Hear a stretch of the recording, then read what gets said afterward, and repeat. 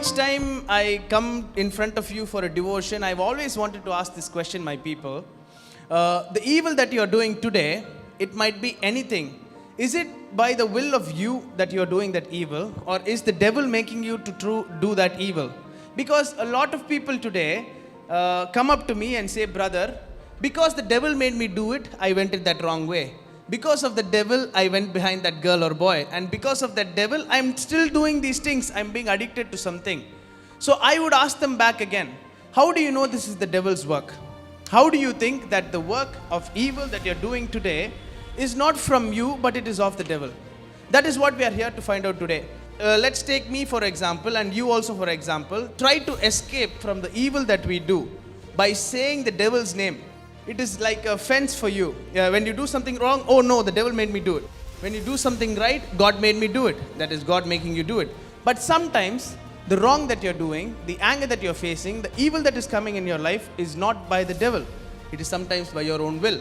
That's what it clearly says in James chapter 1 verses 13 to 16. And remember, when you're being tempted, do not say, God is tempting me. Because it is not the will of the Lord to tempt you today. It is the will of the Lord for us to see what is happening in our life. And is that temptation anger for you today? God is never tempted to do wrong. Okay. He never tempts anyone else.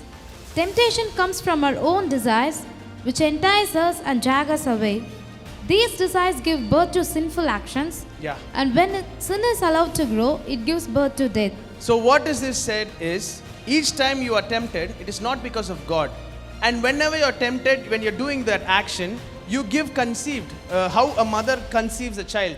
You give a conceivement to the birth of your own sin. And if you give birth to your own sin and you make that sin grow into a good human being, it will cause you death.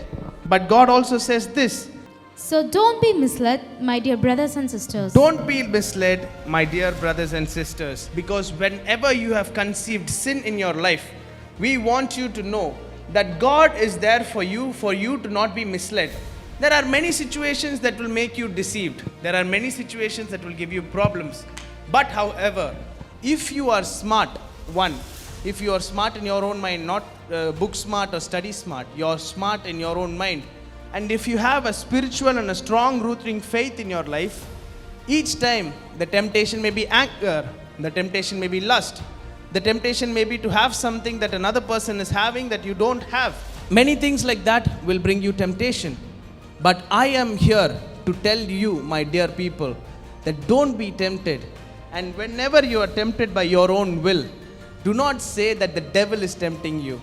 How long will you put a mask and say that the devil is the one who is the one taking care of your life, that because of him only you are doing wrong things? No, it is not like that.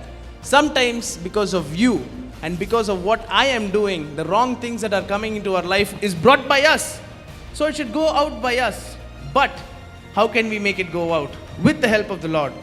With these understanding words about the evil in our life and whatever it works, I have tried to explain to you. I hope you understand and come to a point in life where I am right now, to not give sense to evil in my life or anger in my life through the will of the devil or even through the will of me. We thank you for seeing these devotions, people, and also for all the believers that are going right now. And because of the lockdown, the churches have been closed.